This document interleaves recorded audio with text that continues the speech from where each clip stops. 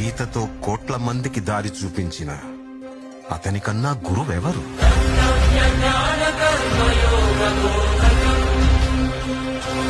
రక్షణ కోసం సముద్రం మధ్యలో ద్వారకా నగరాన్ని కట్టిన అతనికన్నా గొప్ప ఆర్కిటెక్ట్ ఎవరు?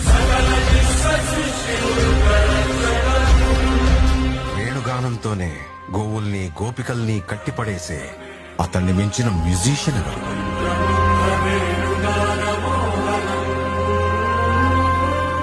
ధర్మం కోసం యుద్ధం చేయమని చెప్పిన అతన్ని మించిన వీరుడెవరు?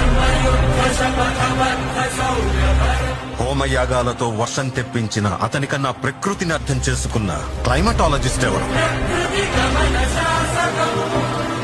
అన్కంట్రోలబుల్ ఆర్పిఎంతో తిరిగే సుదర్శన చక్రాన్ని కంట్రోల్ చేసే అతనికి మించిన కైనెటిక్ ఇంజనీర్ ఎవరు?